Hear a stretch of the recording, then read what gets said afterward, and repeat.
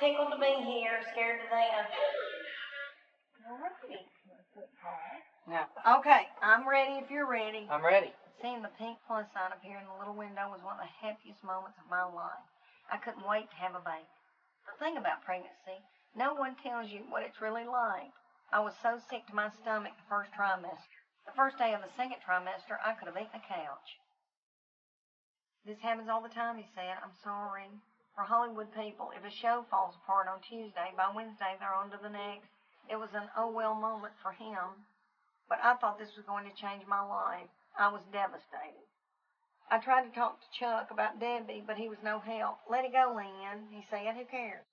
He didn't understand how much it hurt to be treated like an outcast by someone I thought of as my best friend. I thought she was cute, but I didn't think I could open my heart to another dog.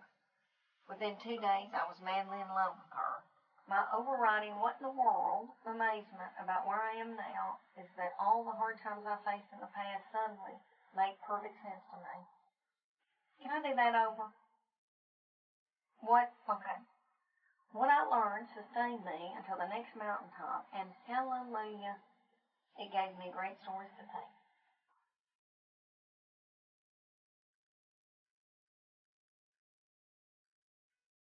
Well, I remember being scared out of my head every time I got on stage. I would feel like I was going to have diarrhea, and I would pray about it, and I was very intimidated and freaked out, and it took me a long time. I think I had stage fright, really. One big blessing was we were in these theaters, and so you weren't working out your material in front of comedy club crowd. I mean, you've been in many comedy clubs, and you've had those people that are talking and drunk and all that stuff. You've had that experience, but it still got you a lot more in a theater crowd where people are so much more just respectful and listen, and a different experience in comedy club.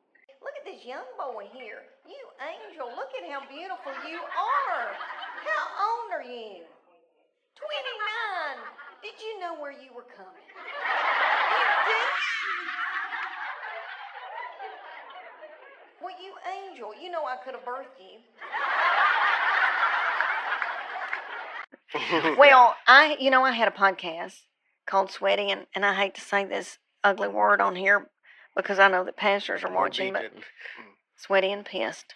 Oh, my God. I know. What is... Good night. Yeah, that's a cuss word in the state of Tennessee. Yeah. Mm-hmm. Sweaty and... We're going to be on... menopause and more. We're going to have... Your episode's going to be the only episode that has, like, that PG-13. Explicit warning. Explicit warning. You're going to send us into a new category of just, But we were in Knoxville. We never had any kind of nifty guest on, or it was just us talking about women's menopause. Yeah. But I always thought, I'd love to have somebody, famous and talk about their menopause. But nobody wanted to do. We did talk to John Reap, and I know y'all just had him. Yeah. John Reap came on and talked about his testosterone lowering, and we had a ball. Yeah. And he was darling and very upfront and very real about how, and he bought something at Walgreens, and it got better.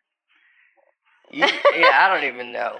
How do you know it goes down? Do you got to get tested or something? If you're hateful, if you start getting hateful and irritated, that can be low testosterone in a man. It's not looking good, Nate. And I'm frustrated by this conversation.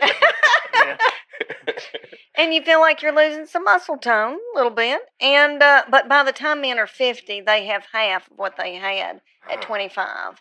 Yeah. And you can get supplements and just rev it all back up. Or, playing tennis, being active, exercising helps it come back up naturally. Yeah. But anyway, that's the only, and I'm not the medical person. Oh, I've got tested years ago. Mine's been low. I've done the whole gauntlet. Yeah. I mean, mine was off the charts low. Yeah.